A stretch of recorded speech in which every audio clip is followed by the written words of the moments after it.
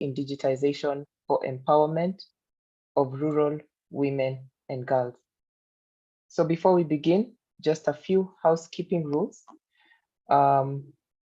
Kindly keep your microphone muted at all times during this session. And if you should require to voice something, kindly raise your hand using the raising hand function.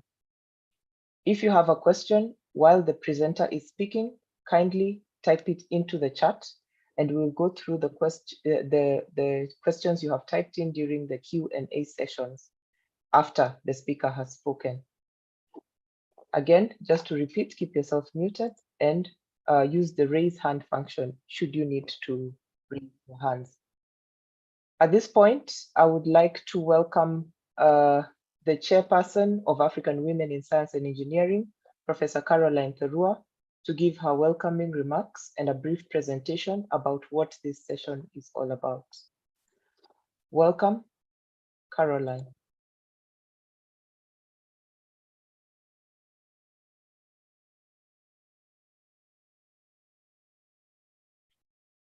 Professor Terua, I hope you can hear us.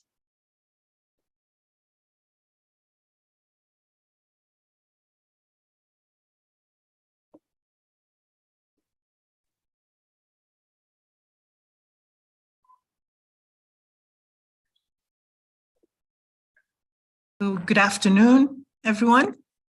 Welcome to the presentation this afternoon. We want to appreciate all of you who responded to our invitation to join us this afternoon. And so I want to thank you all for joining us today. I'm going to start off by giving a presentation about African women in science and engineering, because we recognize that a number of people don't know about AWSE, and then I'll quickly speak about today's webinar. So let me share.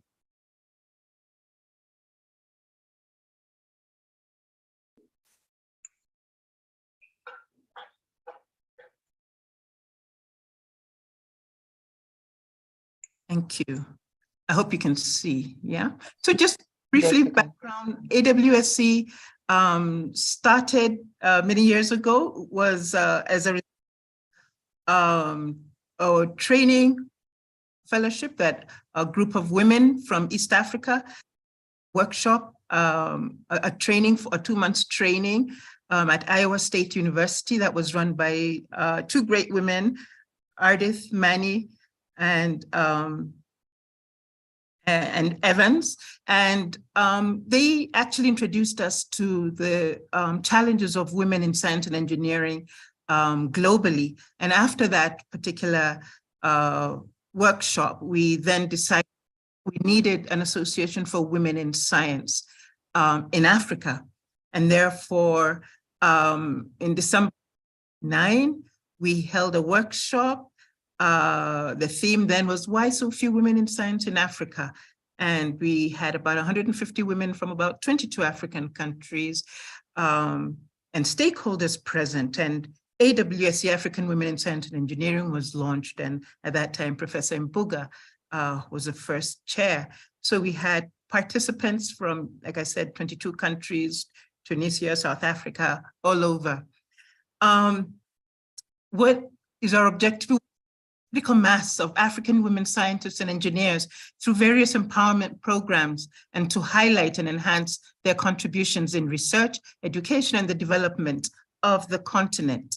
And we target scientists, engineers, people in science education. Actually, whoever supports our objectives are welcome to be our members. And basically also we like to draw attention to the underrepresentation of women in STEM fields. And we also provide forums for women scientists to share their experiences, receive mutual support, and act as lobby groups to suggest policy changes. So we have conferences, national conferences, international conferences, regional.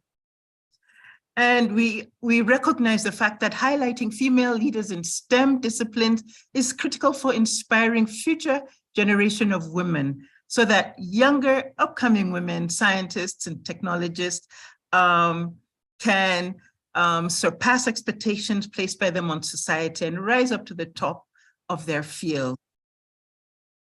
Some of our activities, we have conferences and workshops. We host conferences where scientists will bring their research and they will make presentations, they will network and just interact with one another. We also have workshops, and some of them can be in specific areas or thematic areas. We're keen on leadership development. We want to see our members rise as leaders in their areas. We are keen on networking and partnerships. We also have programs that will recruit, retain, and promote women in STEM and outreach programs to schools, universities, research, and advocacy. So we have all sorts of workshops, conferences, and we hold them in different countries. I should mention that the headquarters is here in Kenya, but we have members in several countries. So just a little bit on high school outreach to encourage young girls in STEM fields. And we also want to sensitize teachers on issues of gender, expose them to role models. And so we work both ways. We invite schools to the universities to speak to them and to inspire them about the university, or we visit the high school. So we have lots of high school engagement that take place. We also partner with other institutions. We have a partnership with Korean Women in Science and Engineering. As we host some of our programs, they've actually been supporting us. Here, again, showcasing applications of science and creating interest in STEM with the young people, exposing them to different role models.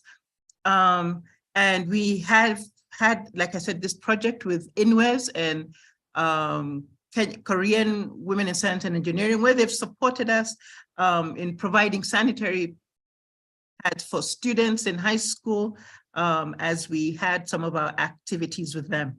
We also have university outreach. We encourage our members to have university programs, again, encouraging university students and encouraging them in careers in science and just supporting them and having for students at the university level. This is just an example that we have at Kenyatta University. And these are a club, they call it Kenyatta University Female Students in Science and Technology. And so they meet, organize activities, and encourage each other. And they have a lab where they also have their meetings, special computer labs for their meetings. Again, we this is just high school and primary school outreach, and we encourage the university also to participate in speaking to them and encouraging them. Other activities of AWSE, university partnerships, I've already mentioned, partnerships with various networks such as INWES, International Network of Women in Science and Engineering, African Regional Network, Korean Women. We partner with different partners, UNESCO, AWARD, different organizations. An example, we have a collaboration with Masinde Muliro, another university where we support them to also have their own association amongst their scientists, and also recognition of women scientists who excel in science. We recently launched the University of Embu branch as an association, and we work together. We also promote area specialization networks within the organization, African Women in Biotechnology. And these are our members, but who are specifically in the area of biotechnology.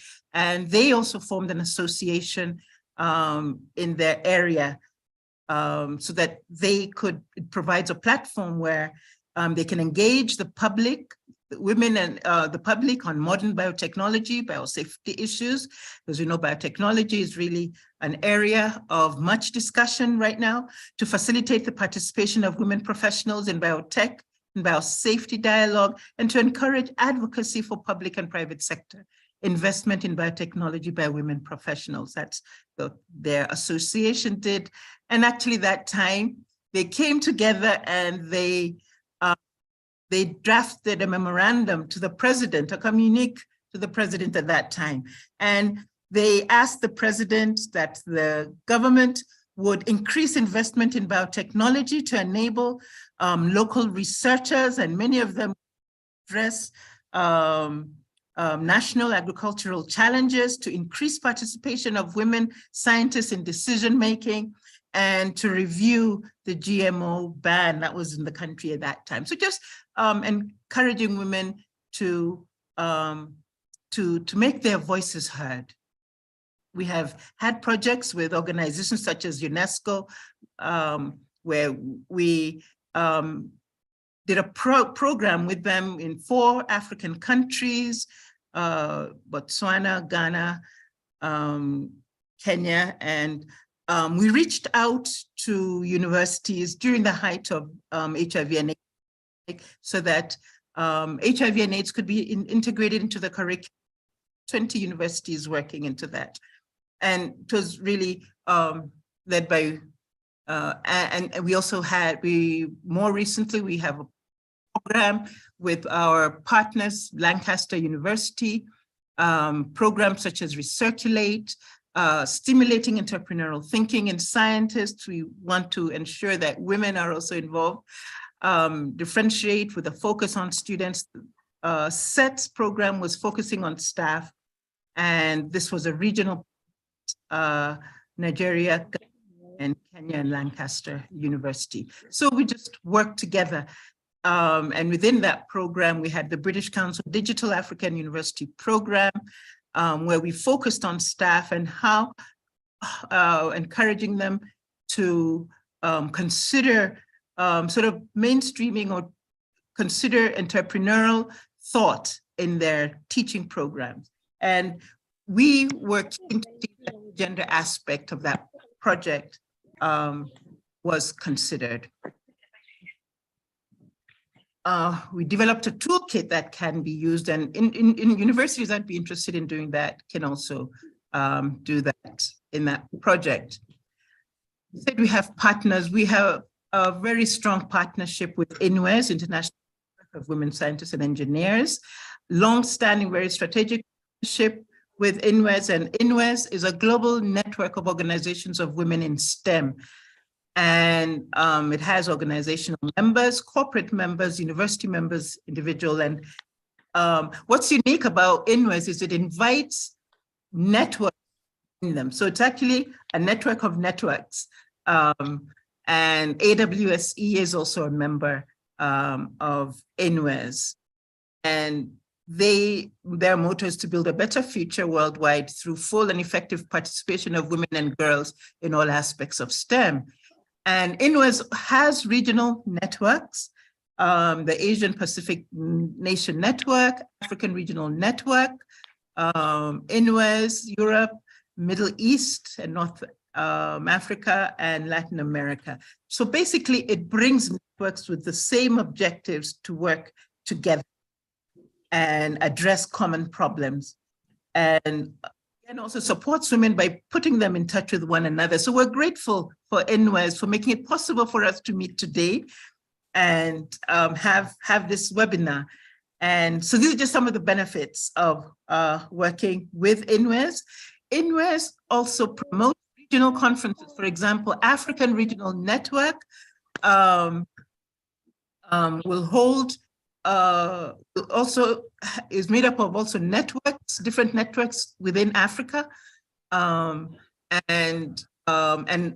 regional networks will hold conferences and meetings. And so here we see that in 2013, we held one in Nairobi, For the Indian region, they held one in India in 2012. And 2015, they held a regional conference, which we co-organized as AWSE with INWES in Uganda. Board met, and then we had the conference. And even in our conferences, where possible, we would encourage high schools to participate in our conferences, again, just to inspire the young people into STEM programs. In that particular conference, students from Uganda and even from Nigeria participating.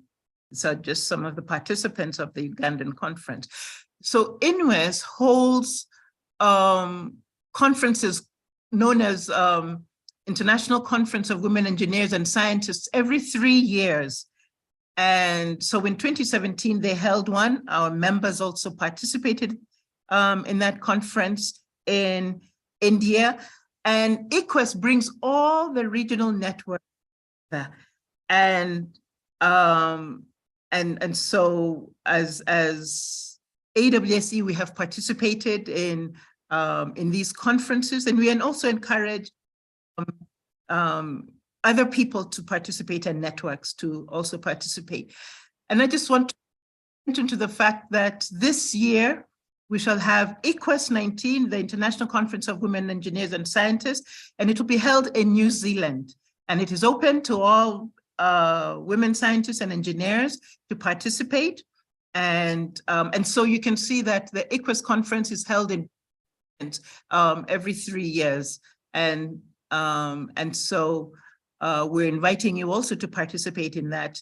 The last ICWES was online, and so we're happy that we're going to meet physically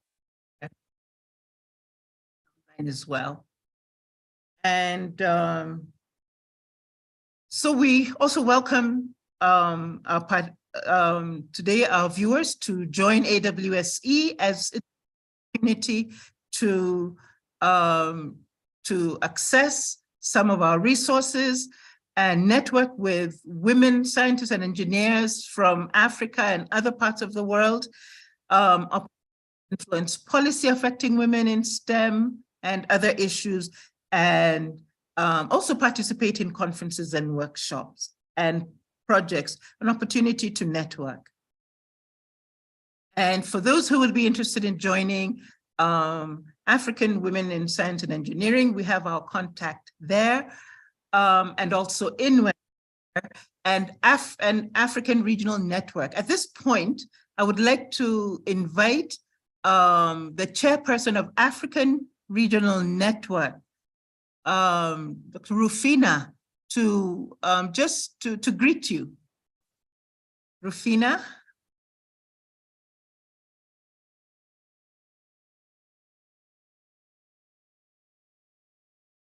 I wonder if Rufina is in. Yeah, Rufina, you're muted. Please unmute.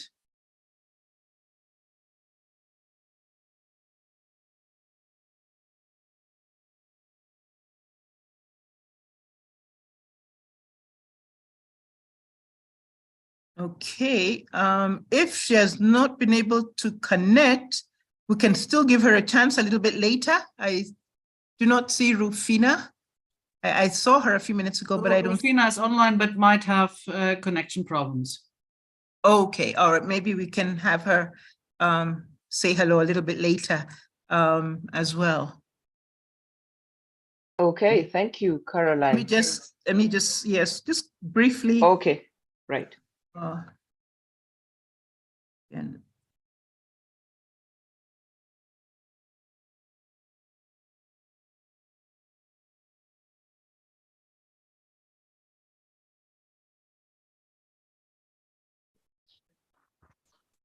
so today's webinar theme, the theme for CSW 67 is innovation and technological change and education in the digital age for achieving gender equality and the empowerment of all women and girls. And from that, INWES adopted the theme, challenges and opportunities in achieving gender equality and empowerment of rural women and girls. So today, actually, we're to have 3 dynamic speakers from Nigeria, Kenya, and Zambia. And I'm not going to introduce them myself, however, just mentioning the fact that we have Professor Udenyo from Nigeria, we have Professor Catherine Gilla from Kenya, and Ambassador Nelly Kangwa from Zambians, and she has just won an award from the UN, and she's going to tell us a little bit more. Just this week, she was recognized internationally. So we're really delighted to have them speak to us on the theme today, and we're really grateful that they accepted our invitation to speak to us. Thank you very much. Thank you, Caroline, for that introduction. I do see Rufina. Are you ready to speak now and make a few remarks?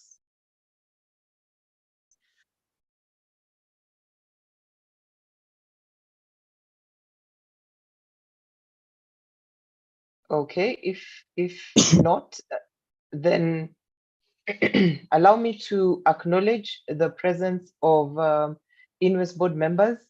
I will just mention Professor Waye and Sylvia Kegel, who is also working in the background to make sure this event is a success. I also see Mrs. Mary Mwangi from AUSE, who is also an INWES board member. And at this moment, I'd like to invite Professor Jung-Soon Kim, who's the president of INWES, to make a few remarks before we proceed. Welcome, Prof. Hello, everybody. I'm sorry, I hear my name, but I don't understand forward. Good morning. Oh, okay. Good morning. Thank you. We just wanted to acknowledge your presence. Thank you. Right now? We will do it a bit later. Yeah, okay, Yeah, okay. I'm ready. Yes, I'm yeah, ready. later. Thank you. Okay, Prof. Jung-Soon, please Yes, proceed. thank you. It's a great delight to meet so many of our members and potential members and participants from Africa.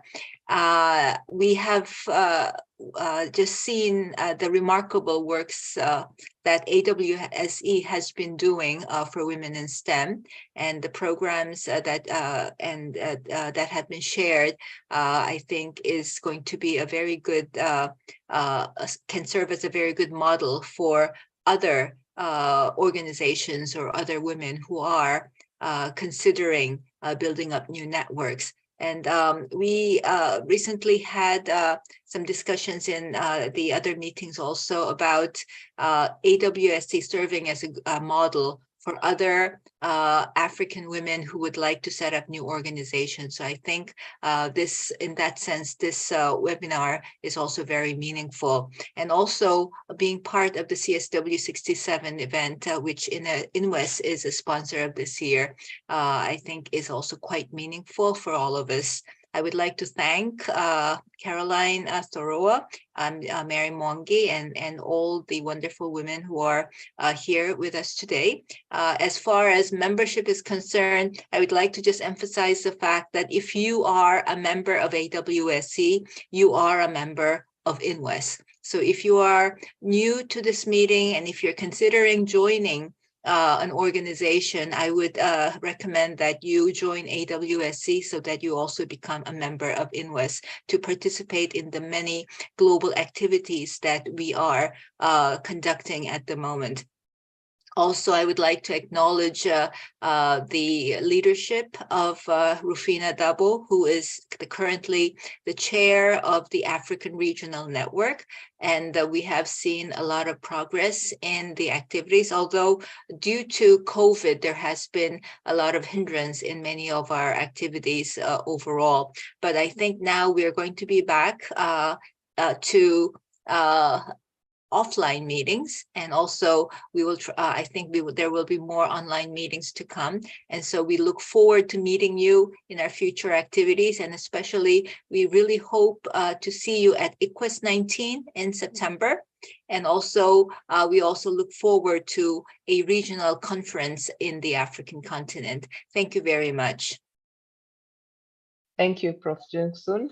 I'm looking forward to September and coming for EQUES physically once more. Thank you. So at this point, I'd like to introduce our speakers. Our first speaker is Professor Uchenna Nkiruka Udiani. Professor Uchenna holds a Bachelor of Science degree in zoology and a PhD in science from the University of Nigeria, Nsukka.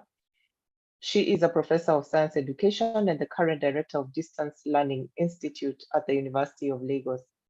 Professor Udiani is a consultant to many organizations, including Federal Government of Nigeria, UNESCO, World Bank, Energia, Friends of the Environment, Alofos, Science Foundation, Ajesola Majekodunmi Foundation, Nigeria Breweries, among others. She's on the board of directors of CDNet, a career development initiative for youth, and is an equal opportunity specialist for several non-governmental organizations. Beyond her professional career, Professor Udiani is involved in several community projects aimed at empowering women in leadership, politics, education, and life skills. She founded the Girls and Science Outreach, a non-governmental, non-profit-making organization which is aimed at popularizing STEM careers and disciplines among Nigerian girls. The Seasoned Scholar belongs to a number of professional organizations, which include the National Association for Research in Science and Teaching, Organization for Women in Science for the Developing World, African Women in Science and Engineering, among others. In 2017, she was appointed as a member of the Program Committee of the International Dialogue on STEM in Germany. Professor Uchenna had foreseen network issues, and for that reason, she has sent her presentation on video, but she is available online to answer any questions that might arise. So we shall play her video, and then during the Q&A, we'll allow her to answer the questions directed at her. Kindly remember, if you have any questions, place them in the chat section, and then we will pick it up from there. So we may proceed. Good afternoon, everybody, from the beautiful city of Lagos, Nigeria.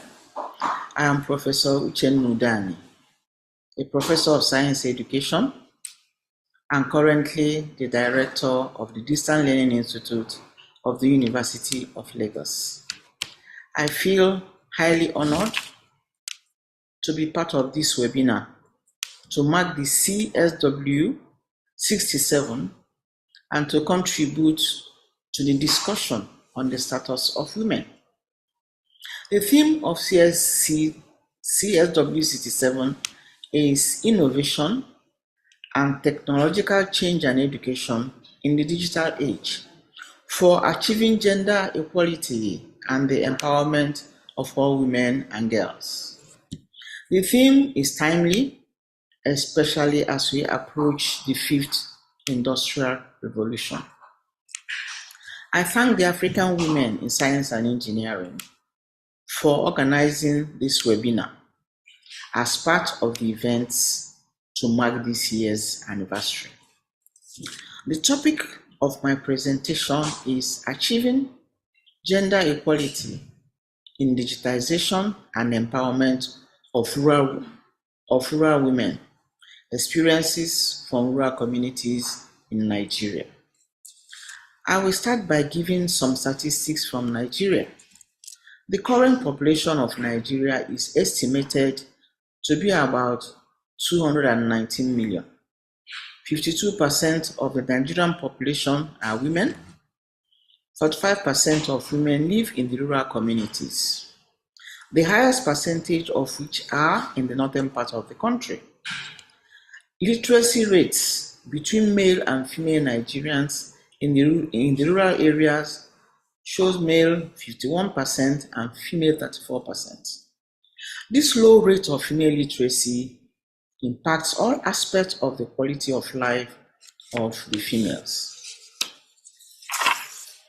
The major problems that have been identified in literature and what we experience in reality in many rural communities in Nigeria are high rate of poverty, high rate of illiteracy, unemployment and underemployment, crime, social evils, lower living standards, lack of facilities and services, poor health institutions, energy poverty, little or no telecommunications infrastructure, low internet penetration, banditry, terrorism, and kidnapping. Societal norms that hinder women's and girls' participation in education and economic empowerment activities. Early marriages. Rural girls drop out of school at a higher rate than their urban peers. Child-rearing practices, domestic chores that take up a lot of time, and of course, gender-based violence. One may now ask, how does all these problems impact the lives of women and girls in the rural communities? The greatest challenge to rural women is poverty and illiteracy, and that affects their empowerment, especially digital empowerment. Both are cross-cutting issues as it impacts all aspects of the lived experiences of these women. These challenges can be summarized as follows: low digital skills due to lack of education, high cost of digital tools, the least being a mobile phone, weak or no internet penetration due to lack of ICT infrastructure. This is also as a result of energy poverty. A lot of rural areas and communities are not connected to the national grid, and there are no infrastructure for renewable energy uptake. Telecommunication companies are not highly visible in rural communities due to low uptake of their services. Women in rural communities lack information, and this impacts both economic, social, and political life of the dwellers. The changing face of rural communities in Nigeria. A lot is ongoing with respect to improving the lives of women in rural communities with respect to digital empowerment. Some of our studies show that in some rural communities in Nigeria, ICT community centers are set up by some NGOs in churches and mosques to enable women participate and acquire numeracy, literacy, and digital skills. We found from our studies that women feel more comfortable in these faith-based centers. However, there is also the challenge of retaining instructors in the rural areas due to the rural-urban migration. These NGOs also prioritize the employment of females as instructors, so they also serve as role models. The power of mobile phones cannot be overlooked as causing a revolution in digital communication. Rural women embrace this technology. A lot of rural women possess and use mobile phones even when they are not educated. What is required is for government to build equitable infrastructure for internet access in communities and in schools. So much of the country remains without access to the internet and traditional cellular networks. Efforts to make the internet an affordable public good will allow for greater access by women and girls. With more education and digital skills, women will be able to perform more operations with their mobile phones. Still on the use of mobile phones, telemedicine, which was escalated during the COVID-19 period, has gained a lot of acceptance for health management, sex education and counseling, birth control, immunization of their children, and general child care and nutrition. These women are able to contact the health care personnel with their mobile phones. Banking is getting closer to the rural communities through the establishment of microfinance and community banks. Bank officials teach rural women entrepreneurs the basic digital skills to enable them open, operate, and maintain a bank account. This was a game changer for women who embraced it. It opened up opportunities for them to obtain loans to support their businesses. Furthermore, banking their money reduced the incidence of loss due to robberies and financial fraud. Formation of women cooperatives. Digital technologies are assisting women in various cooperatives for improved income generation, leading to financial empowerment. Digital transformation opens up an important opportunity for accelerating women business opportunities across the agricultural value chain to enable concrete steps towards hunger and poverty eradication. I suggest some doable interventions for government and policymakers and all organizations working for gender equality. First and foremost is to prioritize education of girls and encourage them to go to school and complete their education, especially in the rural areas. Most importantly, encouraging them to participate in STEM. This entails integrating more STEM requirements into the national curriculum and providing more digital learning opportunities in the classroom, in addition to guaranteeing basic numeracy and literacy skills, which is the foundation of digital inclusivity. Teachers should encourage girls learning in STEM. This entails efforts to reduce bias in the classroom settings that favor boys' achievement over that of girls in STEM and digital learning.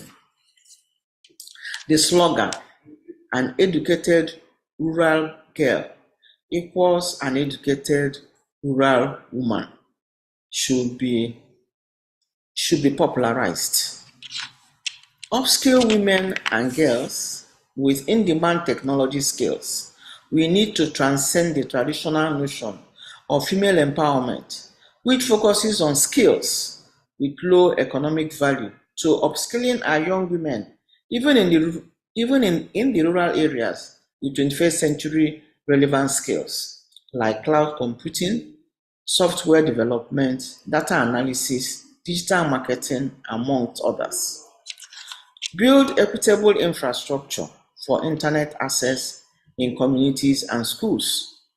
Private sector technology and telecommunications companies have a shared interest in improving internet access and digital learning that promotes a more gender-inclusive workforce. Establish women networks and mentoring programs to support women in rural areas. Successful women in STEM are not visible in the rural areas to serve as role models. Women and girls need strong networks that help them navigate the digital divide and inspire others. These interventions will demand a reprioritization of resources. However, the cost of not taking these steps and leaving millions of African women behind as technology changes the way all things work is simply not an option. Efforts are currently being made to reduce the digital divide in Nigeria, including collaboration between government agencies and technology corporations and telecommunication companies. In conclusion, the opportunity for a gender-inclusive digital economy will far outweigh any cost, since it has been proven that a more gender-diverse workforce is more innovative and more financially successful, and that connectivity enhances access to information. I thank you all for your attention. Thank you very much, Professor Uchenna, for those great remarks. I think I take home from that presentation with the need for including reprioritizing our resources so that we can include access to internet as a priority, so that education and digital skills for girls can be in the forefront of our agenda. Thank you very much for that. We will now move on to the next speaker. Remember, if you have any questions, feel free to type them in the chat section. Professor Uchenna is here with us and she will be answering your questions right after all the speakers have spoken. The next speaker is Professor Catherine Ngila. Professor Catherine Ngila is the Interim Executive Director of the African Foundation for Women and Youth in Education, Science, Technology, and Innovation. She's a visiting professor at the University of Johannesburg and the University of Nairobi. She was currently elected by the International Organization for Chemical Sciences in Development as the Vice President for Emerging Economies. Professor Ngila is the immediate former acting executive director of the African Academy of Sciences. She is also a fellow of the World Academy of Sciences, a fellow of the Africa Academy of Sciences, a member of the Academy of Science of South Africa, a member of the Academy of Science, the Africa Academy of Science Mentorship Program, and the former co-chair of the 2021 Commonwealth Science Conference. She is also a former Deputy Vice Chancellor of Riara University for Academic and Student Affairs, well known as DVCAA. She is also a former Deputy Director of the Institute of Oil and Gas and a Kenya Pipeline Company in charge of training, academic programs, and linkages. She has worked for the University of Johannesburg, University of KwaZulu-Natal, University of Botswana, and Kenyatta University. Professor Ngila has won various awards, such as the 2021 L'Oreal UNESCO for International Women in Science Awards for Excellence in Water Research, the 2017 Africa Union Kwame Nkrumah East Africa Regional Women Scientific Awards, among many others. She has also received various grants from the South Africa National Research Foundation, the Water Research Commission, and Council for Scientific and Industrial Research. Professor Ngila is a seasoned researcher in analytical and environmental chemistry, and she has mentored several postgraduate students and published many publications. I now welcome Professor Ngila to present on the title, The Role of Mentorship in Empowering Women and Girls in Africa to Overcome Digitization Challenges. Welcome, Professor Ngila.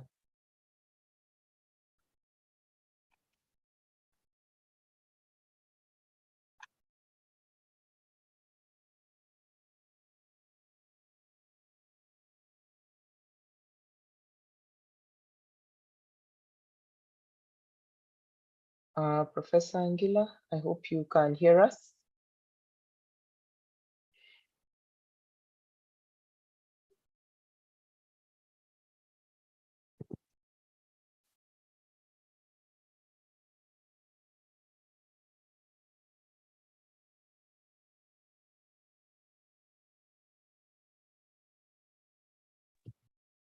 Rehema, it appears like Professor Ngila is facing some connection issues. So maybe we can skip her for now. You just sent a WhatsApp message. Okay. Then maybe we All can right. have. Okay, I think that's fine. Ambassador Nelly, I hope you're with us. Just confirming if you're. Yes, I am. Great. I need co-hosting rights, please. Okay. I think Mary will work on that. Mary, let's have co-hosting rights for Ambassador, even as I read out her profile. So you can share without co-hosting rights. You can just start sharing. Okay. All right. So our next presenter is Ambassador Nelly Longwe Kanga, who is a special envoy ambassador to the United Nations in New York, USA. She's a 2019 United Nations Chairwoman Award recipient and an accomplished entrepreneur and pioneer. She's the Africa Education Strategy Advisor, a social, business, and personal transformation expert, performance-driven consultant, a published author, international career coach, relationship expert, and master neurolinguistic practitioner. She's the co-founder of Liberty in Christ Ministries and Liberty Bootcamps. She's the founder and president for Women in the Marketplace Foundation, an organization that helps women to internationalize their brands and become captains of industry. She's the founder and principal consultant of Project Life Design Group and the senior vice president for Flexi Learn International. By definition, she is a power lady and advisor for Women Innovation Network for Africa. She's an ambassador for Zurich Elite Business School in Switzerland, and she's Africa partner for Trinity International University of Ambassadors and Trinity Girls Network, Atlanta, Georgia. She's also a shareholder of Subset Global Limited and Rovok Mining. She's the CEO for Rapid Africa Plan, All Africa People's Alliance, and the vice board chairman for Zambia Savings and Credit Union Cooperative Society. I will welcome Ambassador right now to make her presentation. Welcome, Ambassador Nelly. Thank you so much. Good afternoon, good morning. Where we are, it's morning. Okay. It's afternoon where we are, so you are right on the mark. So good afternoon to everybody. Good morning to those that are in the USA with me right now. Let's all just get a warm up in the chat room and just express yourself on how you are feeling this morning, this afternoon, this evening, wherever you are. Please just get yourself in the chat room and just express yourself with an emoji. Express yourself. How are you feeling this evening? How are you feeling this afternoon? How are you feeling this morning? Come on, let's go. Let's go. It's been such an amazing presentation by the previous speaker. It's good to always speak number 2 or number 3 because most of the work has been done and the foundation has been laid. And so if you can also hear me clearly, just also say in the chat, yes, yes, yes, if you can hear me, if my voice is audible enough. Yes, I see those expressions. I see fire, I see dancing, I see excitement in the room. Thank you so much. It's always good to actually express yourself in the way you are feeling and being able to just bring yourself to the place where you can align yourself to the things that you want to align to by how you express yourself. So thank you so much for inviting me to this amazing platform. Every time you hear about women in science, okay, it is still very strange to settle because you still you feel like, you know, something has been put into your spine to think like, oh my God, women in science.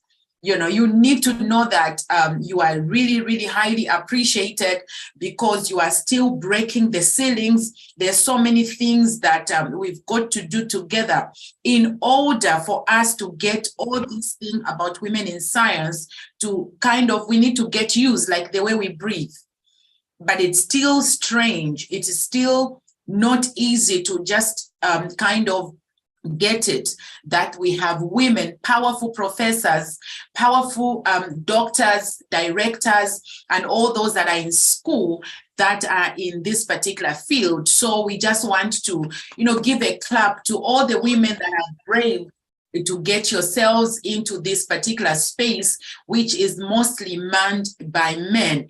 And this is not to really go in and say, we are the women, but to just being appreciated, to collaborate and bring about the best that needs to be brought. And so the foundation has already been laid concerning the topic today. So I'll straight away share my, my presentation so that we can get going, as I'm going to bring about a few things that we are actually dealing with. So this morning, afternoon, evening, I'm in the New York, so it's still morning. We are talking, I've put a subtitle to my topic this time, Digipreneurship, why digital literacy is important for women. I think this is very, very important for us to really start highlighting a number of things. If you look at my t-shirt right now, let me just drop this for a moment, okay? If you look at my t-shirt right now, it says FlexiLearn Training and Career App. And I'm saying, whilst I'm talking, I would love you, each one of you, just to go to your Google Play Store or App Store and go and download, because this is exactly what we are talking about. And wherever you are, you can help me get a few people, the people that are in your influence, to download this amazing app that we have come up with a partner of mine, Dr. Akanimo Odon from Lancaster University, where we have put up some lessons that have to speak into the particular topic we are talking about, on how we will bring many women, many men onto the platform. So it's another thing to get yourself a smartphone or to have a phone, to have a laptop. It's another thing to understand what you can glean out of it. And that is where we have loaded a lot of such topics, because we want to actually bring about the practicality of it when you are owning a smartphone, because we have realized that many people are making it. There are amazing things we were able to listen to. This time we are here at the UN conference that is taking place. We are in Africa, I think we are a little behind when it comes to utilizing what is there. There was a woman who was sharing the other day about how that she has even written so many books within a week because of the digital platforms and the certain softwares that they've actually gotten into understanding. We are still getting onto having somebody on a phone. That is a language we still have. Our friends have so advanced that it's no longer about owning a phone. It's about utilizing so many things, the AIs and so many things that are on the platform to help us to really advance in so many ways. And because I'm talking to the learned people, I would love each one of you, first and foremost, please do me a favor. I've got Insama, I've got David on the call. Please, you can also just write the link on how to quickly help people to download the app and how they can get the free courses that we are offering on the app. I would love each and every person who's on the call to access those free courses, because we are talking practicality of this whole thing about digital entrepreneurship. So let me get the presentation back on the screen.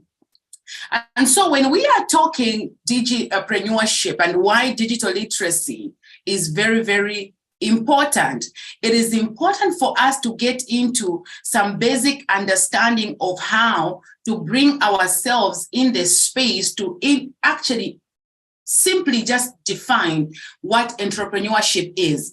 Many of you know the definition, but let me just take some time to just basically bring that definition. Entrepreneurship is the creation or extraction of economic value. Now, this is the basic definition of entrepreneurship. Entrepreneurship is not just a word and a good title that you need to be running around with. I'm an entrepreneur. But have you understood how you can actually extract value out of what you have stepped into? Now, because of all humans have value in one way or the other, and every day that value is extracted consciously or unconsciously. Like I told you, we are here at the UN, and several things are taking place, which I'll be talking about as I'll be concluding my presentation. Now, many people are here. Some people are here they came to America.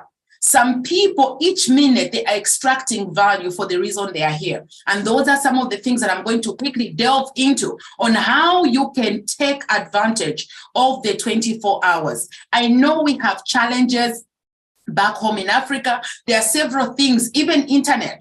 Here, wherever you are, there is internet everywhere. And the internet is very good for you to actually help you to gain momentum in bringing yourself into that space where you can gain a lot of value out of, the digital platforms. Now, every day, with our inherent value, we create economic value either for ourselves or for others, because this thing is within us. But then now today, this thing that is within us, okay, this gift that is within us, this that God has given to us, how well are we going to tap into the 4.0 of today?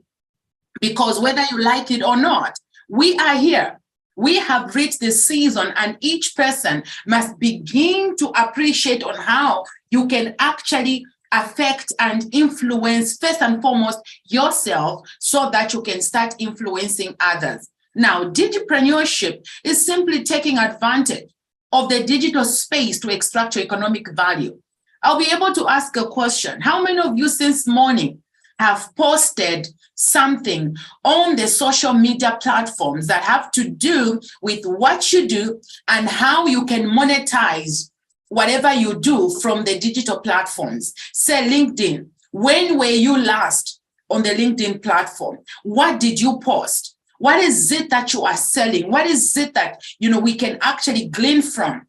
If I went right now on the social media platforms and I click your name, what will I see?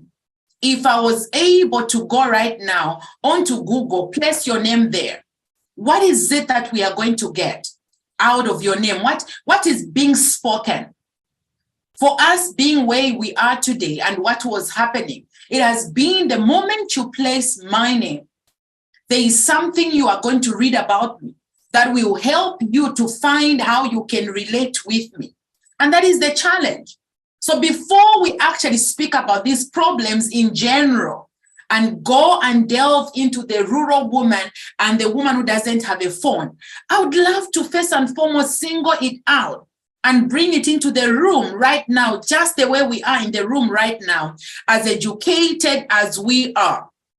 Because it is very easy for us to talk about, how are we going to help other people to get themselves into gaining this particular, a stage or this particular platform, when you yourself, who's listening to me right now, you actually underutilize this same digital platforms. You underutilize the innovation that you should be bringing onto the platform to become that digi entrepreneur.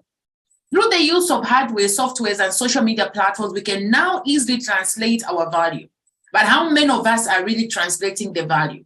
How many of us are being intentional by you waking up intentionally and knowing that you need to be present? You need to find yourself on the social media platforms talking about the value that you have to offer to the community. How many of us intentionally dress up and you wake up and you show up onto these digital platforms just for you to extract value out of it, but also to drag other people who are lagging behind? How do we do that? So I would love to give you a challenge, and I would love this presentation not to just be a theory, because I can give a powerful theory presentation, but I would love this presentation to leave a mark. And so number one assignment today, okay, I would love you to post something about this webinar, okay? You will extract, the webinar, extract the photos of the speakers and get onto a social media platform, whether LinkedIn, Instagram, or Facebook. I am on all social media platforms active, Twitter included. And I want you to write something about this presentation. I want you to write something about your brand and connect to this presentation. And I want you to sell yourself. That is assignment number one. You are going to sell your brand. You are going to sell that today you spent 1 hour listening to powerful women, powerful professor. I was writing to my WhatsApp group to say, are you listening to that profile? Listen to that woman's profile and let your bones chill. And you were in a room with that woman. You were in the room with this amazing professor. You need to tag, go look out for her. send a friend request. Go and follow her on the social media platforms and notify that you listen to her. Talk to her, that you listen to a presentation. That is how we grow. That is how we will utilize. It is when we begin to single ourselves out and begin to bring ourselves into that space where we speak to ourselves before we actually sort out problems out there. We have a lot of problems with regards to developing, literacy in this area. Look at the statistics. According to .com, social media platform has over, listen, this is important, 4.62 billion users. Now, an average user spends 2 hours, 30 minutes on their phone browsing. What are they browsing? Most of the times, probably they are browsing politics. Which president has done this? Which politician has done this? Which man has slept with another woman? What is going on? There's so many things that are going on right now on social media. Now, an average youth spends at least 8 hours of their day online.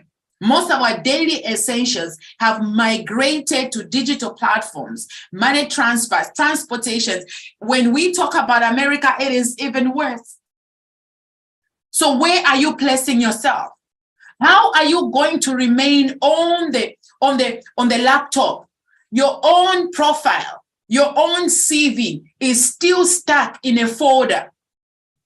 On this particular laptop, assignment number 2. Because everyone is on the social media platform. Assignment number 2 is for you to get onto the LinkedIn profile and go and populate your profile. Go and put your CV there.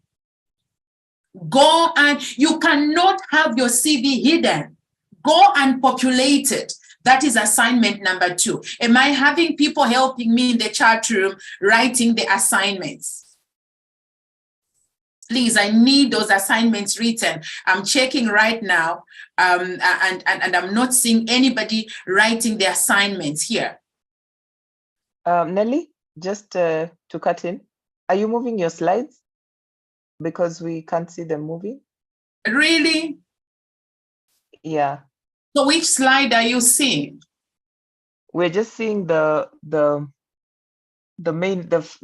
first one, the Digipreneur, and then we are seeing the outline on the side. Oh my God. Okay, let me do this.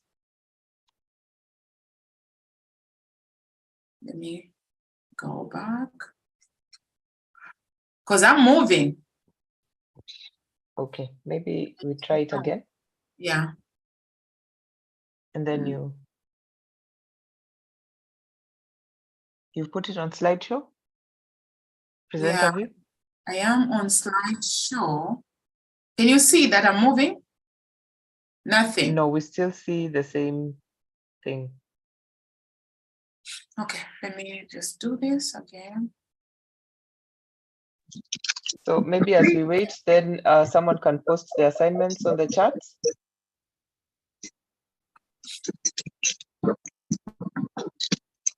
There were 2 assignments, so post the 2 assignments in the chat.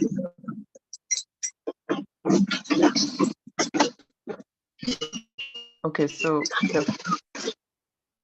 we're still seeing the outline, but now the slide has moved to Digipreneurship. Can you see now? Is it moving? It's not moving. I think you may need to go through the outline, but it's okay if you can make the presentation because we are getting it anyway. So it's just okay.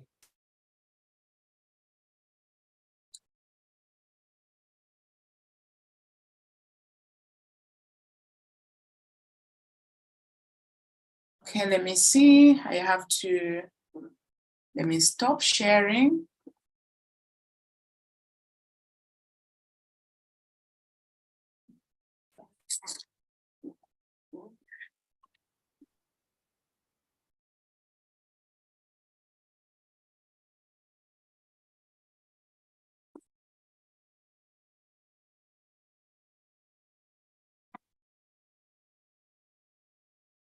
Okay. Okay. Yes. Are we good now? Now we can see digital literacy. Try and move to the next slide. Okay. Can you see that? Oh, perfect. I can see that. Proceed. Okay, thanks. All right, so we have 2 assignments there, okay, that I need all of us to actually get to. So we've talked about the second thing that I would love us to do is for us to go and populate our CVs and our profiles on LinkedIn profile, because this statistics is alarming. So if you are not present on the social media platforms, okay, if you're not present on the social media platforms, it just means that you are not being visible. Okay, you are not being visible. And like I said, I want to bring this presentation mostly to us who are here and not just look at the problems that are there, but first and foremost, let us do something. I would love this presentation to actually leave a mark on each one of us. So quickly, because we are running against time. What is digital literacy? Because of these statistics and facts, in order for women to remain relevant, it becomes a must for them to have digital literacy. This is what I'm talking about. It is important for women to have digital literacy, but how will a woman in the rural area have digital literacy when a professor, when a director, when you as an educated person, you don't even understand best how you can use these digital platforms? When I was listening to our friends here and how they are utilizing, now I'm an author. When I was listening to this woman saying she wrote 3 books in 1 week, I was like, which planet? Okay, which plan? Now, this is advanced, and this is why I want to log into all of you. Whatever it is that you are doing, where are you in terms of utilizing the digital platforms? Where are you at? As an audience on this call, what is going on? So that is the second assignment. Please, the world is looking. The world wants to know what you're doing. For me to get an award that I've gotten with the other team members that I'll be talking about as I'll be concluding, it has been working on their brands and getting themselves onto the digital platforms, because when another person wants to know you, they don't have to come to your laptop, to come into your folder to know what you have done. You have to be present, and you've got to be intentional by being on the social media platforms intentionally to extract that economic value out of it. Now, the benefits of this particular, thing that we're talking about has to do with mentorship. Women can use digital literacy to mentor the next generation. So you who's listening to me right now, I would love you again. This is the third assignment. Once per week, once per month, get yourself on the social media platform to become a model. Wake up wherever you are. Do a short video, 5 minutes video presentation, and talk about the value of being a woman in science. Wake up in the morning and say, you know what, girl, you can make it. Tell your story briefly on Facebook. Tell your story on Instagram. Because you know what, if you don't do it, there's Rihanna who is doing it. And your children are watching Rihanna. Your children are watching celebrities. Whilst you, a woman who is so powerful, with such a powerful profile, you are not so visible. You are busy just, researching, busy just doing all these powerful things that you are doing, but the world doesn't know about you because you are not present on the digital platforms. So we cannot afford to remain in our classrooms with our heavy profiles. We need to raise our placards. We need to become role models. And the only way is when you become deliberate, strategically deliberate. Buy some lights, okay? Buy some lights, position yourself in your house, wake up in the morning and tell, get onto the social, on the screen and just say, good morning. My name is Professor so-and-so. I am this and this. I want to encourage you, young lady, wherever you are, listen to me. You can make it.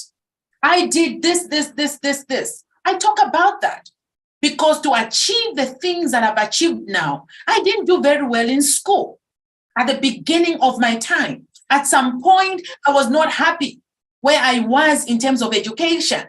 I had to go back to school after I had my 3 children. And that is mentorship, because there's a young girl who's just gotten pregnant. And when I tell that young girl who is spending time on social media, and I tell this young girl, I went back to do school again after I had my 3 children. That's when I began to pursue my education again. That young girl will listen to me, not in the classroom where we are sharing our research, documents, but on Facebook, because that's where they are. Let's take our mentorship out of the workshops, out of hotels. Let's take our mentorship where the audience is. Come on, if you are listening to me, just say yes, yes, yes. I'll be concluding very soon. Career enhancement. This is what we are all about.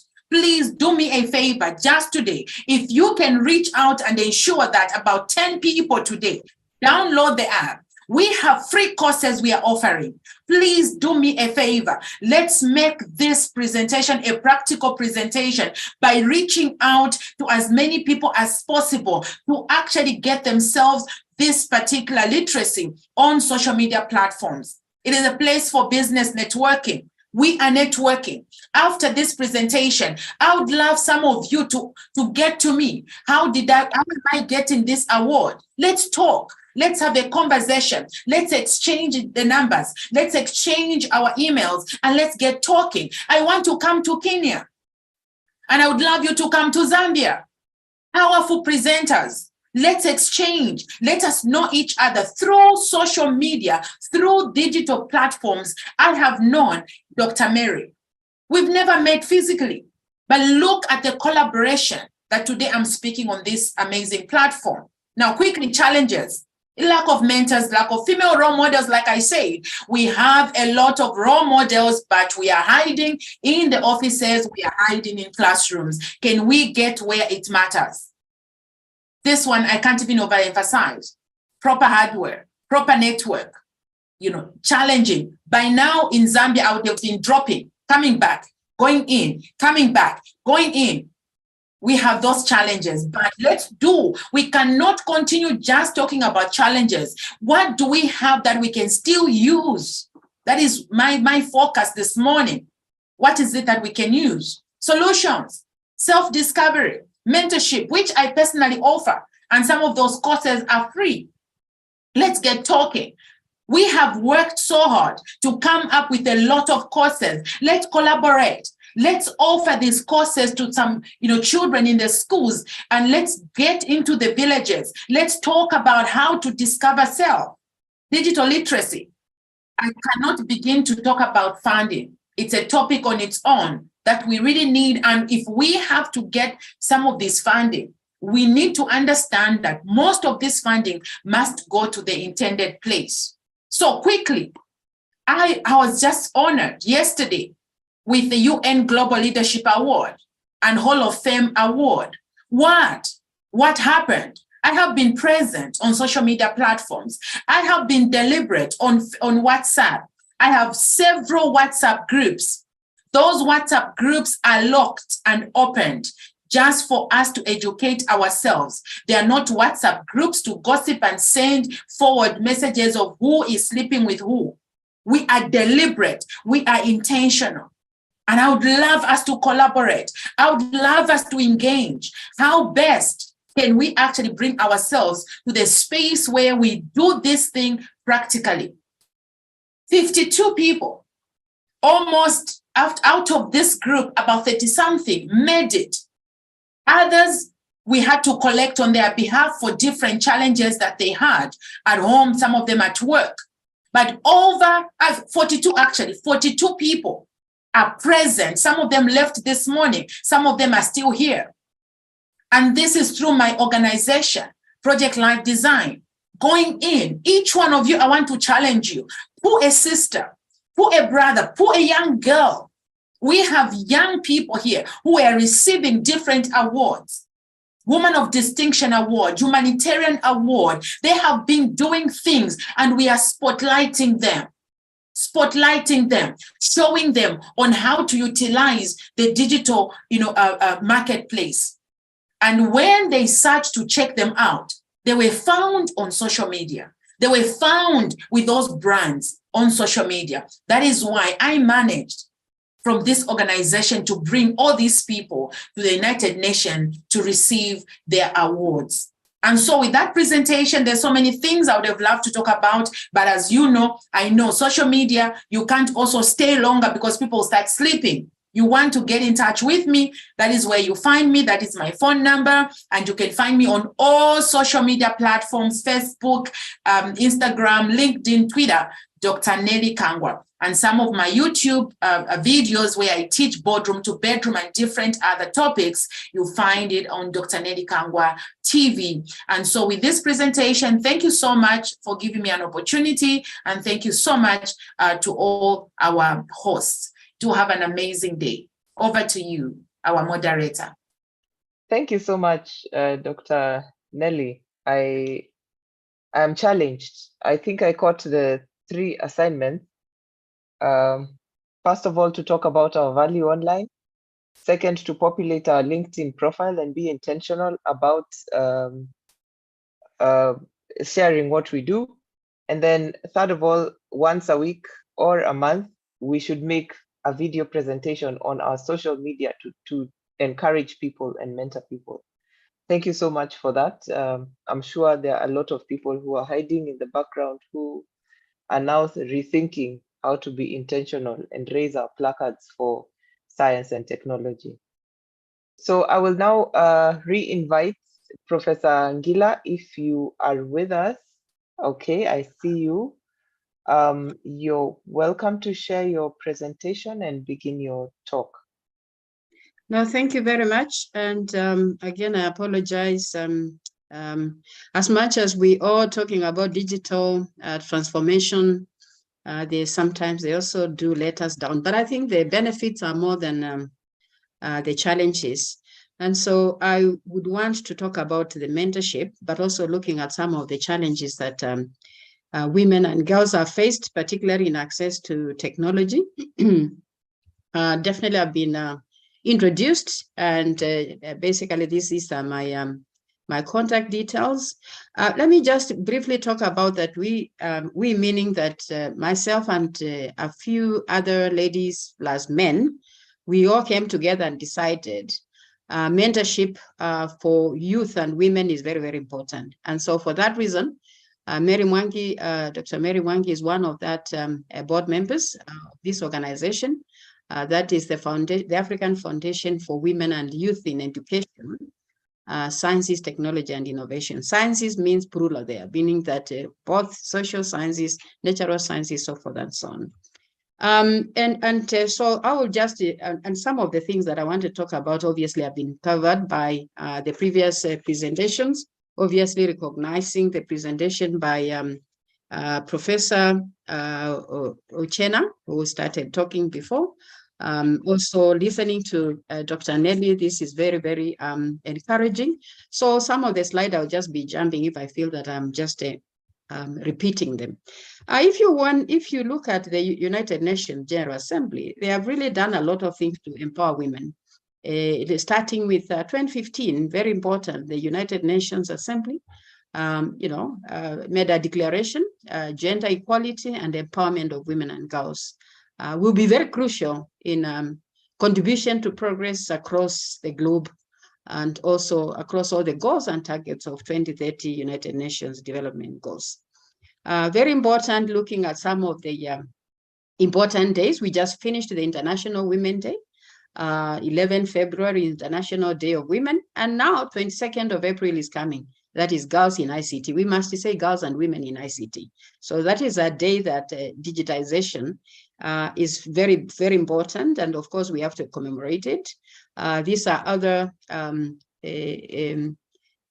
days, important days that commemorate and also recognize women. If you look at 1995, particularly the World Congress in Beijing about women, look at the areas that we were identified 12 areas we identified: women and poverty, education and training. I've highlighted education and training because this is what our foundation mentorship is talking about, women and health, but also jumping to number 7 priority area, women and media. You see now media, social media particularly requires digital technology. And so that is very important.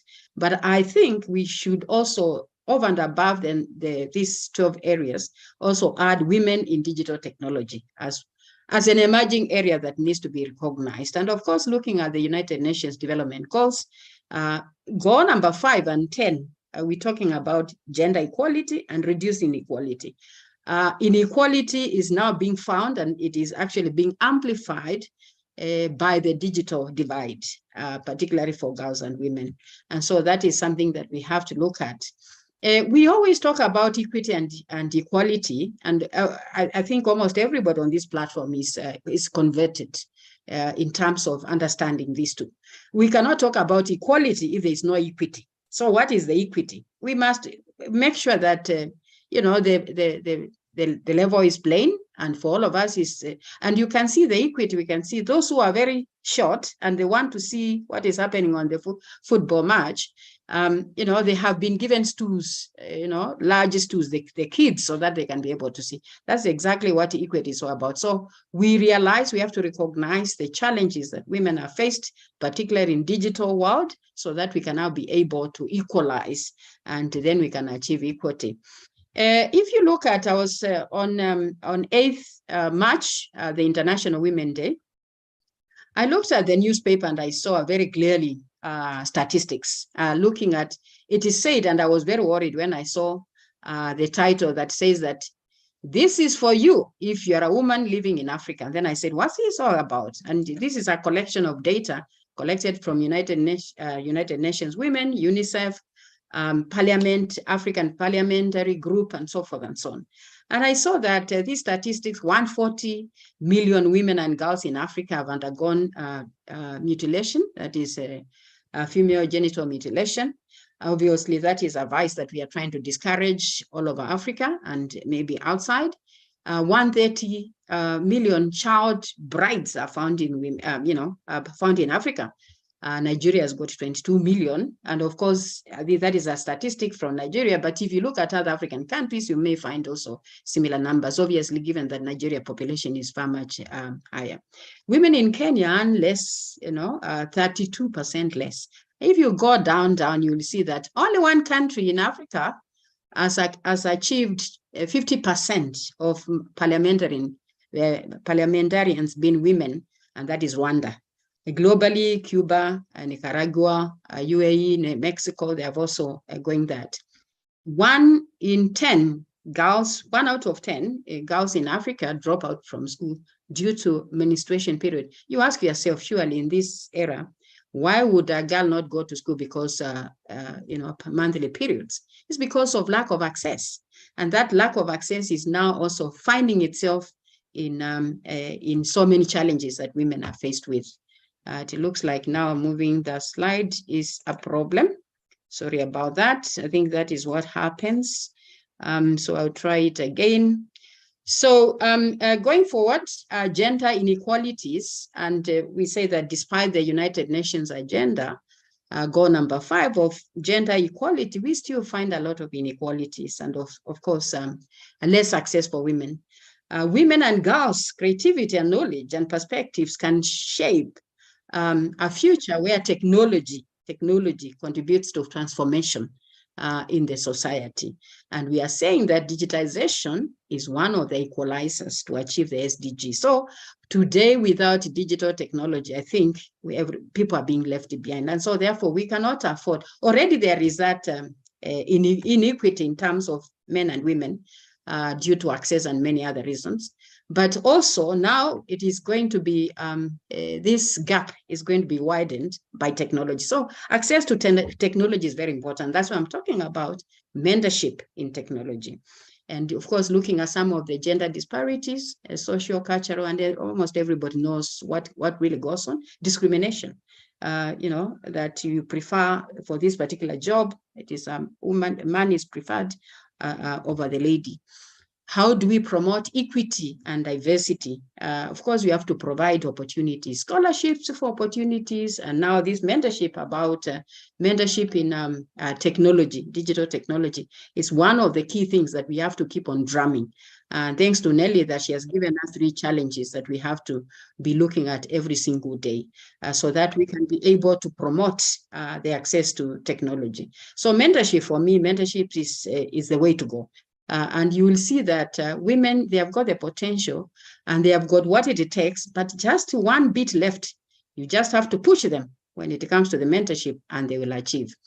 So supporting women is very, very important. We cannot underrate that. And so therefore governments, frameworks, policies really must all geared towards promoting that. In Kenya, we see that NATCOM, that is the Kenya National Commission for UNESCO, is really doing a lot of work in this particular space, particularly in STEM areas, promoting women in STEM, and this is something that I'm quite happy about. And of course, across Africa, we see a lot of initiatives that people are taking, and governments and different organizations are also coming through to promote women. Digital divide for women, and we have had very good presentations by the 2 presenters. If you look at some of the statistics, the International Telecommunication reported that more than 50% of the world's women are offline. And Nelly is telling us we must be online, in LinkedIn, in Twitter, and all that. This is far much pronounced in developing world. And so therefore, in Africa, being in Asia, we really have to move forward and really support this gender gap in mobile for development research. We found that 393 women, adult women, in developing countries do not own mobile phones. If you don't have the mobile phone, that is the smallest gadget that you have for digital technology access. So this is something that we have to continue fighting against women, or rather fighting for. Women are more likely than men to borrow. In a family, the man must own the phone and the woman will borrow. That please give me so that I can send my message, because the man is more important in terms of access to technology. Now we have to change that mindset. If you continue with the statistics, you see that digitization of economies is expanding. Economic and social growth will increase, and it will depend on technology. So if it will depend on technology, so are you saying that then women who don't have access to digital technology are going to be left behind? And that is something that we have to continue worrying about. I listened to also the 2 presentations, and I also concur with them. But also when you look at some of the literature, they have indicated the factors that need to be addressed to close the gender digital divide. That one of them is access to facilities, opportunities, digital literacy, online safety. Online safety is something that really we have to continue talking about. But I think I've now started seeing that women are developing thick skin. I looked at elections in Kenya. Our elections were in August last year, 2022. And I could see the women who are in politics, how they are being abused on Twitter, are being abused in in various. But then the beauty about when a woman decides that she's going to get it, and then she moves forward. And I could see that they are really responding. That really encourages me to see that there's such negativity on the web, on the Twitter and other platforms. Particularly Twitter is very notorious for that, and other platforms. But then women are, shaping up and simply not taking this as a discouragement. So access to digital technology, a key barrier to women and girls. We can never underestimate that. Low levels of infrastructure, network coverage. We have had Professor Uchenna talking about in Nigeria situation, the statistics there. Women and girls who live in remote areas were particularly affected due to significant gaps in infrastructure. And so these are areas that we have to continue worrying about. Digital literacy is also another aspect that is another factor to access to technology or digital technology advancement. And so we have had the definitions, digital literacy, which includes both skills to functionally be able to use the internet and digital technology as well. In today's world, children need to be digitally literate. You have to start early. And we see, you know, affluent families that young kids, they start playing with all sorts of gadgets that are, you know, empowering them in digital technology. So inequality in education represents a major contributor to gender digital divide. And so therefore, we have to address them together. You can't isolate, because if you're educated, although Nelly has told us that we have got very highly educated professors who don't even go to the internet, maybe they have got their own reasons. I remember when we started using cell phone, one of our deans in one of the university, without mentioning names, one time I said, but I sent you a message. He said, I don't use cell phones. I said, why you don't use cell phone in this era? That was a man, not a woman, luckily enough for me.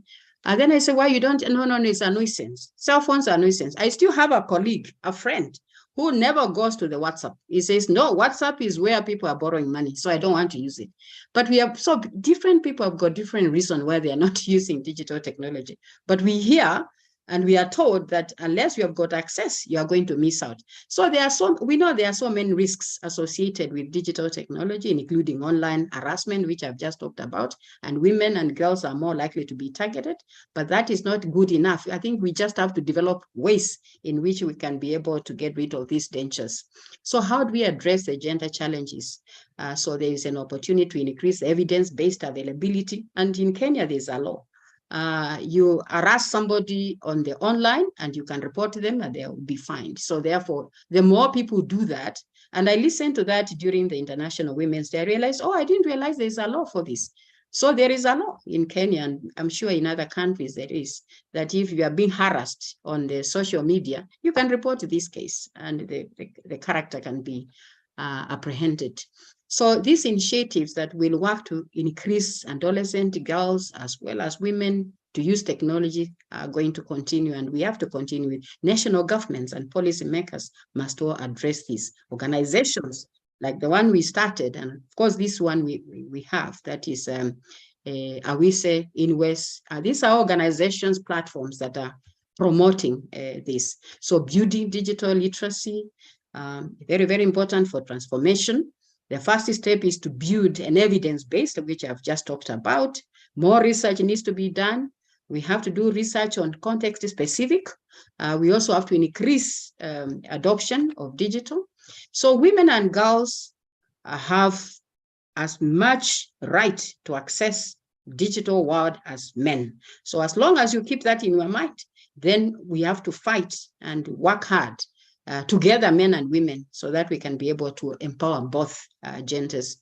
And so as I go to finish, I like to share with my audience that particularly when I'm giving mentorship presentations, that one needs to, for those who are in academia, you have to attend conferences, you have to collaborate, you must go virtual. You make virtual exchanges in Zooms and chats so that you get to know what is happening, keep in touch in your networks, develop online presence, Nelly has told us, send your students, if at all you are a lecturer, send your students to other exchange programs so that they can also learn. And of course, join international platforms and committees, including the WISE and INWES. So, and I like to quote this: to challenge the status quo, we must take one fearless step, fearless choice at a time, one brave decision at a time, and one courageous action at a time. I just want to share, and I think that was also read in the bio when I was being presented, that I've been fortunate in that. So there are so many people who also are qualified, but sometimes it depends on when you put yourself up there. So sometimes you see an opportunity, you say, I don't think I qualify. You must put yourself there. So I put myself in various opportunities, like for example, 2016, South Africa advertised distinguished women in science and technology. And I applied. I thought, let me just try. And I was so happy that I was the number one. I got the award.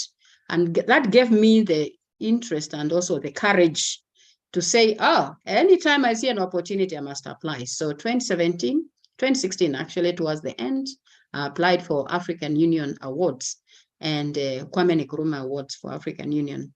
And I won the award for East Africa, alongside with other distinguished ladies. And so when it came to 2021, I said, when I saw the advert, 2021, all the ODS are for physical sciences and engineering. The years are for life sciences. So 2020 was for life sciences, 2021 was for physical sciences and engineering. So when I applied 2021, I got an award representing Africa and the Arab states.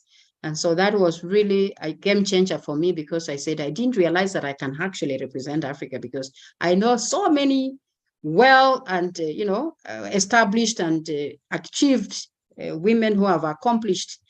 And it all depends. You just have to be in the right place at the right time. So it is not that you are the best, but you just happen to be in the right place at the same time. So that was an eye-opener for me. And I always share this with my audience, particularly women and young girls, so that they can feel encouraged and know that they can also achieve. Thank you very much. And I would like to thank the organizers, recognizing obviously the board members of INWES, recognizing the board members of AWISE, Professor Caroline Thorua, Dr. Mary Mwangi for the invitation, and all the board members from the global stage. Thank you very much, and thank you for all of you for listening. Asante sana. Thank you, Professor, for that eye-opening presentation.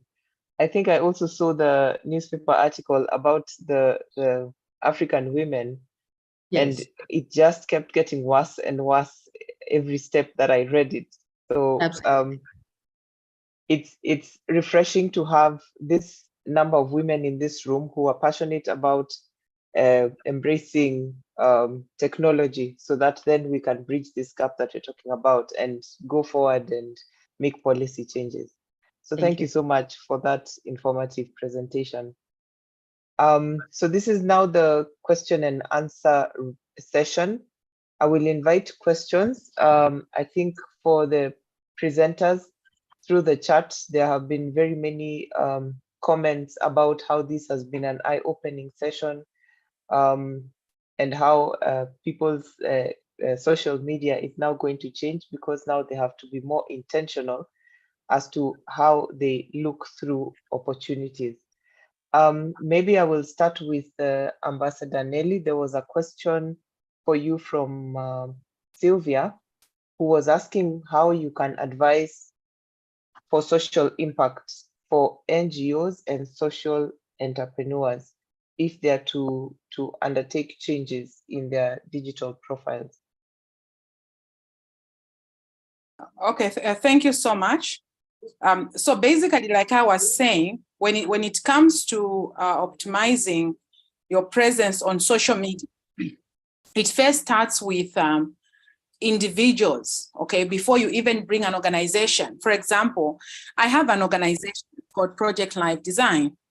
Now, that organization that I have, many people don't even yet know it, okay? Some of them are getting to know it now when there's impact that is being shown with the people that are part of my organization. So I began first and foremost by bringing individuals, highlighting the things that I am doing, being present, being intentional, showing up. If you went right now to my LinkedIn profile, you will find that my profile is there. What I do is there. Everything that I'm embarking into the future, the things that I'm doing, how I declared this year when it started, it's the year Unstoppable Self year. Everything is there. So when I begin to do that, then I'm saying I am from Project Life Design. So those who've got NGOs, first we want to know you. Who is behind this NGO? Who is it? Because when it comes to social media platform, you need to know that people want to relate. They want to relate with you as a person, because there's so much that is going on that you cannot hide your face, because there are many scammers. Okay, so we have to first associate your name before we even want to be part of your organization. So that is the challenge to every person that is developing in that area of an NGO or whatever it is that you're doing. You need to first and foremost, be, physically present. Let people touch you. Let people feel you. Let them know you are interested in them. And as you are doing that, then people will be interested in now what it is that you are doing behind the scenes or the things that you are embarking yourself in after they've understood you as a person. So that is the way to go when it comes to social media, platforms. Well said. Thank you for that. I'll go to another question. This question is now to Professor Ngila from Professor Seema Singh, who is saying that people from the lower segment cannot afford the smartphones as well as the cost of data. What do you say, particularly now where we have to bridge this digital divide and we have such a situation? No, thank you very much for that question. I think my contribution there would be, and I'm sure it will be, almost everybody in this room on this platform is also thinking in those directions. When you don't have person, and I think that's what we did 2020 when during COVID, a few ladies in STEM in Kenya were organized by UNESCO, one of the representatives there, Dr. Alice, who put us together and then said, can you record a video on what is happening and so forth and so on. And then we were distributing this to schools, also involving students, both women, girls and boys. But now to answer the question, for me, whenever there is when you can't, not everybody can be able to afford, can we then have, during in the communities where we can have digital hubs, we identify maybe a primary school, a secondary school in that particular community, where the community can empower. And this can only come or can happen if people are conscious about it and there are government policies and frameworks to ensure that we can increase access. I see in some communities now they have got the optical fibers that are being installed. There are some places in Kenya, we have got 5G and all that kind of thing. So that is increasing access. But specifically to answer that question, when individuals cannot afford, we can create community-based centers that can be digital hubs. Thank you. Thank you, Prof. Ngila. I saw a question from Ngabo Nankonde. Are you ready with your question? Yes, I am. I've just typed it though, but I was going to ask Professor whether or not they have empirical data with regard to the initiatives that Kenya has taken to close the gender digital divide. Have they got any research that has been done in the recent past, for example, in the last 4 years, so that we could perhaps learn about that from Zambia?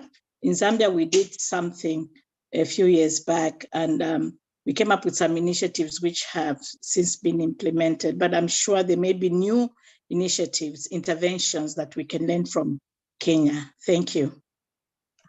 No, thank you for that question. I wouldn't say that I know, and I have not been intentional in terms of collecting the data. Now that you have said it, is something that I have to think about. But it will be interesting, I'm sure, maybe any of my colleagues from Kenya on this platform, probably they are informed and they can also be able to share if they have got experiences on that particular side. But it is a very good question, one that people really have to think about and collecting data. But I'm sure Kenya is one of, African countries that when it comes to digital space, there's a lot of growth. And so I believe there is data. Just the fact that I don't have it doesn't mean it is not there. Thank you.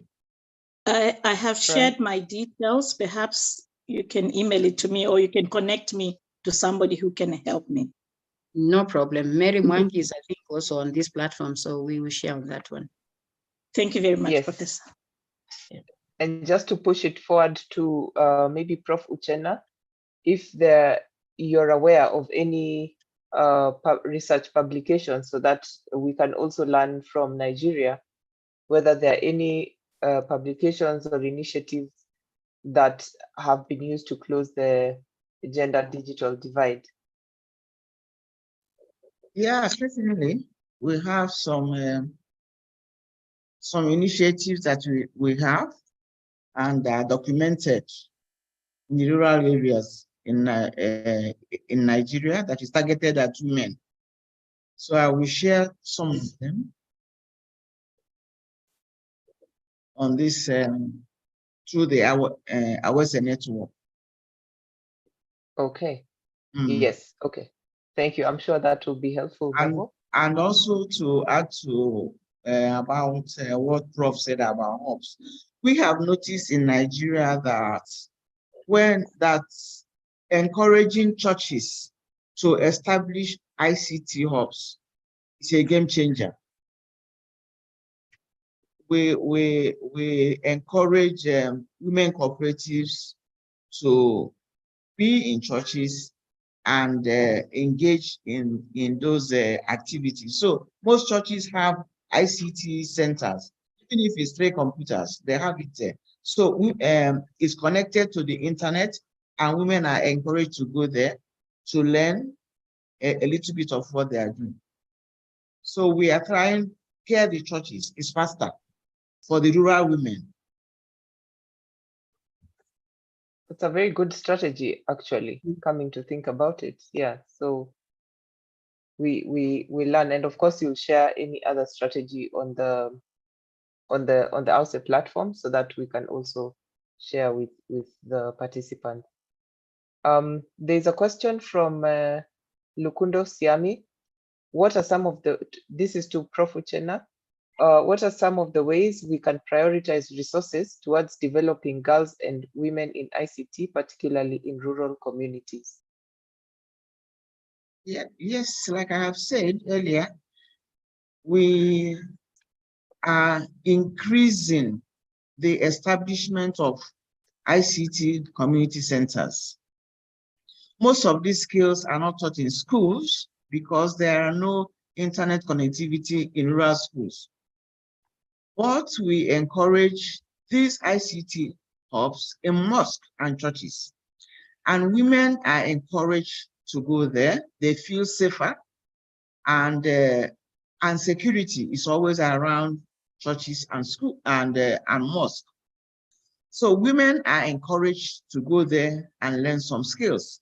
However, the problem is getting female instructors to help these women feel more secure in those places.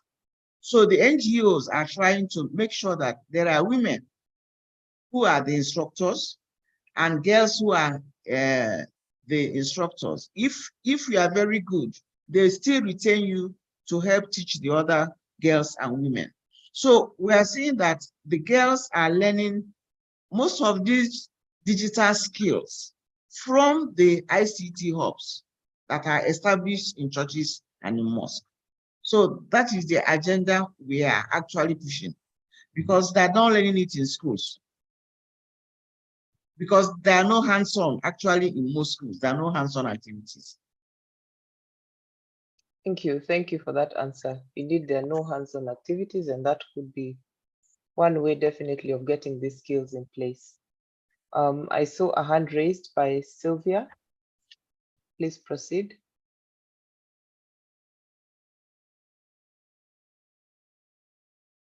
Sylvia?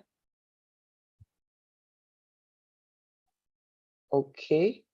There's a question from Rufina Dabo, who is asking to Ambassador Nelly, is it okay to share some experience between African countries? So for example, in the ARN framework, setting up twin programs. So sharing experience, do you have any information about sharing experience between African countries and whether that could possibly bridge the digital divide?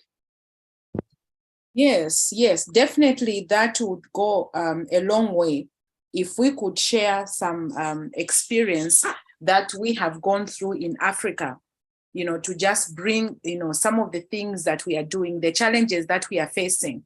When we get onto having these conversations, like now, what I've heard from Prof, that in Nigeria, they've been intentional about, you know, bringing this ICT, you know, ICT hubs, and they are targeting churches, because at least you'll find that, you know, 2 or 3 times a day, I mean, in a week, people are found at church. And so if, for example, I'm thinking now, I'm applying this already, and I was already typing a WhatsApp, you know, to my husband about what I heard and on how we can actually immediately start implementing. So sharing such an experience on this platform has helped me as an individual to also take it up to my own church, because we have a church, and then we have other, you know, I've got other friends who are pastors that I'm going to share with. So when it comes to sharing experiences and challenges, you know, from, you know, the Africa's point of view, I think it's going to really help us, because when we have these conversations with, you know, action, you know, a plan, like how are we going to do this? And then there is also that accountability partnership, because, you know, as women, sorry to say, as women, we have a lot of conferences. I'm running a conference in April, which I run every year. That day, there's over 20 conferences that are taking place. But most of the times, these are just meetings for information. But when it comes to action, like actual application, I would love, when I visit Nigeria, I'm visiting Nigeria, I would love to link up with Prof. I would love to see the practicality of it. How are they doing this? So that whatever, you know, methods they are using, I can also, you know, not to reinvent the wheel, because they've done it as a research. And so there are ways in which this thing has proven wrong or right. I would love to tap into the right and not make the same mistakes. So we need, yes, to really collaborate and get ourselves to share the experiences. Thank you very much. I will invite a final comment from Gabo, and then after that we will proceed with the rest of the activities. Gabo, you're muted. Sorry, I forgot to unmute myself. Yes, No I was going to comment. say that it's been a very interesting discussion. I'm an ICT, gender and ICT expert, and I've done some research in that area. I just wanted to add from Professor, I think from Nigeria, and also what Dr. Nelly has said with regard to the hubs in church. That's a very interesting concept. We haven't had it in Zambia yet. We do it mostly in schools. But I just wanted to add that as we're establishing these ICT hubs, let's also make sure that we have a toolkit. We have an awareness package on online risks. The users of these ICTs should be aware of the risks that come with it, so that they have to make sure that they don't share their password with anyone. They should know how to tackle cyber bullies and where to report the matters, particularly the girl child, because you find that the predators have now gone online. So it's important that as we're introducing this equipment and these services to the women and girls, immediately, at the same time, actually, simultaneously, we also introduce awareness exercises so that they have enough knowledge to protect themselves and enjoy their time on the digital space. Thank you very much for the opportunity. Thank you, Gabo, for those comments. As we continue with the Q&A, just to note that we have a poll which is going to be run on this session. I think the technical team is going to share a poll with us. Kindly fill in our poll. It is currently on the screen about the webinar. What you thought about the duration of the webinar, whether you would have other topics that you would suggest for future webinars, whether you belong to a STEM organization, and whether you're a member of INWES and AUSE. So kindly fill in those as we proceed. I will also mention some of the comments on the chat. If you have any final questions, feel free to ask them. I see that the issue of churches is very innovative, and quite a few people have taken up to the idea. And thank you, Ambassador Nelly, for telling us that you're running with it so that we can also get up on our feet and be intentional about creating these hubs. Because I'm sure in rural communities, we all have churches or mosques where we participate. There's also a few comments about social media interaction and being accessible so that we can be found. Lukundo says being accessible to people on a physical level and then on a social level increases your visibility. So if you have any final questions, feel free to type on the chat or raise your hand, even as we fill in the poll questions. Do make sure that you fill in the poll questions, because that would greatly improve the webinars coming in future. Right, okay. So at this point, I would like to call on the Secretary General of INWES and also the Secretary of African Women in Science and Engineering, Mrs. Mary Mwangi, to give a vote of thanks to our speakers. Mary.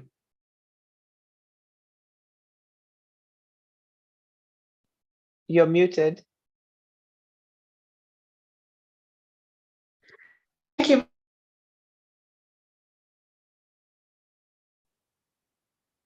I think you're still muted.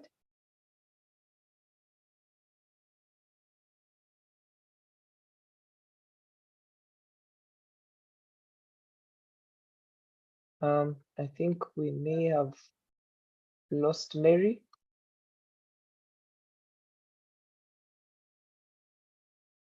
As we wait for her to join, I hope you have completed the poll.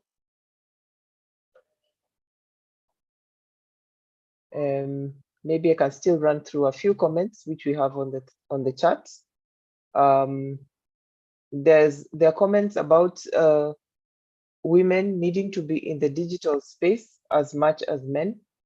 And thank you, Prof. Gila, because you mentioned how you got the opportunity in the Academy of Science, which was quite interesting, because you said that most women have imposter syndrome. So they will say, I don't have one thing and therefore I will not apply, which then makes us lose opportunities. So we have to be intentional about also being in the digital space.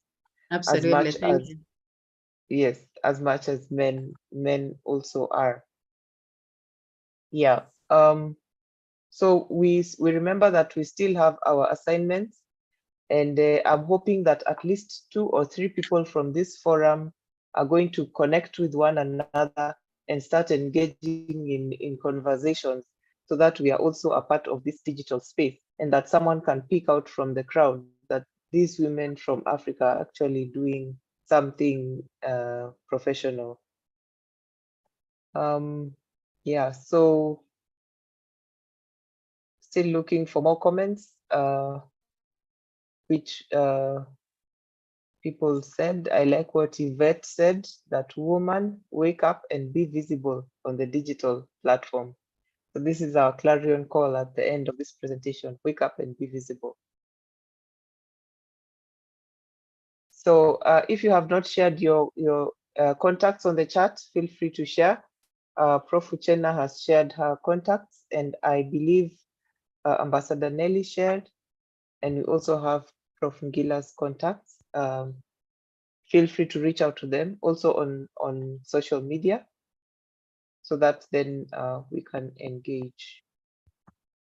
So Mary, are you set up now for the...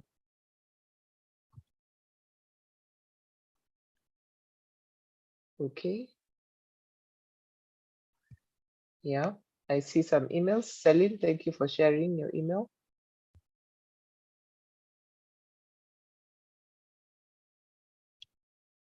Okay, I do hope, yes, thank you, Chinelo. Yes, so the meeting is recorded and the recording is going to be shared on the YouTube channel. The link to the YouTube channel has been shared on the chat. Feel free to also share this recording from the YouTube channel with your circles, again, as part of the assignment to show that you are a part of this conversation. Prof. Ngila's contacts have also been shared there. Now, I believe Professor Tharua is joining us. Yeah. So, are you giving the vote of thanks? Yeah. Yes. Mary has is having a problem, the challenge getting back to us. Okay. Yes. So. All right. So you can proceed. Okay. So, yeah, thank you very much. And once again, I want to thank our speakers who have given us an amazing evening. We have listened to Professor Uchenna from Nigeria, amazing work, and given us a lot of information and recommendations. We just want to thank you. Professor Uchenna, strong member of AWSC for many years. Yes, Ambassador Nelly as well. We want to congratulate you for your award. And thank you for really inspiring everybody to just get on that on the social media platform. You've given us, great ideas, what we should be doing. You've given us homework that I hope everybody will take up and be more present. And so maybe next year you'll take all of us to the UN to win those awards. Oh, yes. Prof, yes, yes. Thank you very much. We appreciate that. Professor Ngila, a friend I've known for many years, and thank you for your excellent presentations and great ideas on just how we can improve this digital space. And again, also challenging all the women to step up and step out there and take up the challenges for leadership, for reaching out in mentorship, recognizing the importance of mentorship. I'm sure everybody's going to agree with us that this has been an amazing evening. We're more knowledgeable about the digital space, the challenges, solutions, actually just how we can also step in and participate in this digital space and encouraging young people, rural women. Professor Uchenna has given us this idea of the church. Many times we don't think about the church, and yet we know that's where so many women, you're going to find them very and so really thank you very much for our speakers. You have inspired us, and we want to wish you all the very best dynamic women making impact in society, and so we want to really thank you for that. We also want to thank INWES for this collaboration and making it possible for us to have this webinar. It's an international webinar. We have other people can watch what this webinar that we have had. Professor Jung Sung, Kim, we thank you for the friendship that we have and the leadership that INWES is providing. Sylvia Hejel, she's just quiet in the background, but she's the IT expert in INWES, just making sure that everything goes well. Want to thank you very much, Sylvia, and all the board members who are present. And I want to also thank Rehema for having moderated for us for AWSE. Mary Mwangi, she's also in the background from AWSE. I want to also thank her for all the coordination and just all the technology as well in the background and all the support for this webinar. I want to thank all the participants. Without all of you, this would not have been possible. We thank you for your engagement. You've been vibrant in the chat. And so we just want to thank you for joining us. And we hope that you'll continue joining us when we have other activities. So really, ours in AWSE, we're humbled and we're grateful that you joined us this afternoon to make this day possible. Thank you very much, everyone. Have a good evening.